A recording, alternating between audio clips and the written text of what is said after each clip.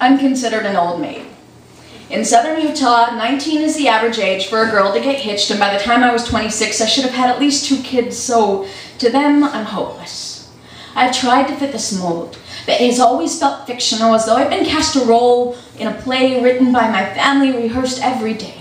No matter how hard I prayed, there was always a void inside me, and I've tried to fill it with religion, opiate binges, phallic symbols, desperate relationships.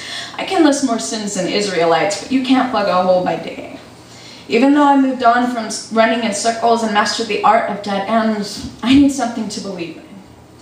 The only thing that stays constant is the sun. And when I feel those rays shine hallelujahs into my cheeks, I know that whatever God is, I can find it in vitamin D. Songs tuned to the key of salvation make me wish I could sing Amazing Grace with the same conviction as Christians. All the beautiful songs are about being saved. I am open to change.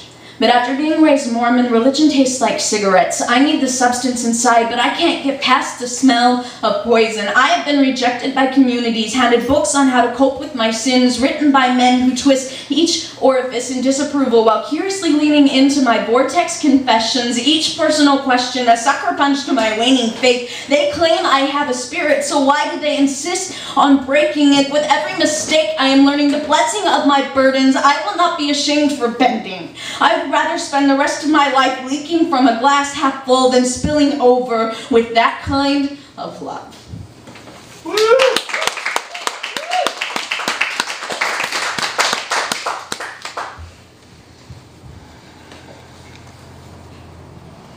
My own eyes look up at me from a foot below my vision. They talk about how they grew in my tummy and with a direct point at my crotch, ask how they came out of there. You were 4, so we all laughed. Your parents, my parents, and me. Well, you shrugged and went on to eat some string cheese. Everybody comments on how my mini-me munches on cheese like I did, obsessively. For being under 4 feet tall, kid, you sure resemble the elephant in the room. Or is that me? After all, you haven't made that promise to God yet that you won't have sex before you're married, only to wind up leaving stretch marks on your family's skin. 18 years old and already a fuck-up. Did you know that if humans lived like elephants, women would never marry? They would mate indiscriminately with whichever male displayed the most violence. My ex-fiancé and I broke up because he told me if you were bad, you'd be beaten with a belt. Kid, I always knew you'd be better off without me. Tomorrow marks your adoption exchange. Somewhere there's a picture of me handing you to your new mother. She's cradling your head as though you might break. I'm already looking away, mapping out my escape. When you're old enough to notice this, I'll be able to see the rejection in your face, and I won't be able to explain this as premature maternal instinct. Kids shouldn't raise kids. You'll ask me why, if I couldn't keep you, am I still in your life? The truth is, your parents are grateful and my parents need grandkids to make up for an only child's mistakes. You are their strength and my weakness.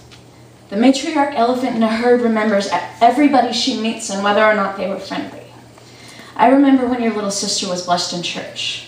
You were 2 1/2 and not happy about being there, so I took you out to the lobby. You were still fussing, and one of your relatives yanked you from my arms like I was a vampire on a diet, starving and predatory.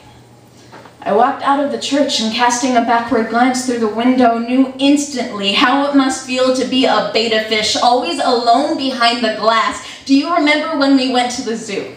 After we visited the elephants exhibit, you need to go to the bathroom, so I went there with you. A lady in line said, "Wow, your son sure looks a lot like you." How could I explain to her, you were never meant to be mine? You asked me if the elephant would remember you next time, so let me be the first to tell you it's true. Elephants don't forget, especially when reminded so frequently. Danny, I always knew you'd be better off without me, so for today, to avoid confusion, I will avoid eye contact, and you will avoid me.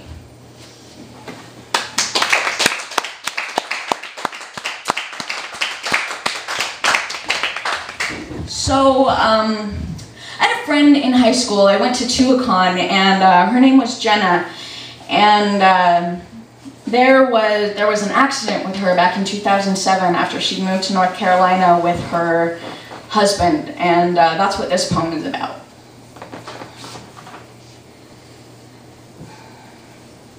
I called you my twin. We shared the same birthday and height challenge, sang alto and choir, and played piano. That's where the similarities ended. I was fair and you were olive, but your light refused to bend to my black holes. I never told you how many times your laughter set off bombs in my jaws. Jenna, I never would have made it through high school without you. Your first car was a yellow button. You'd pull up to school, bumping some god-awful rap tune, get out of your car dancing, bounce me with your booty, knock me off balance. We'd walk into class wrapped around each other like Siamese twins, sharing heartbeats.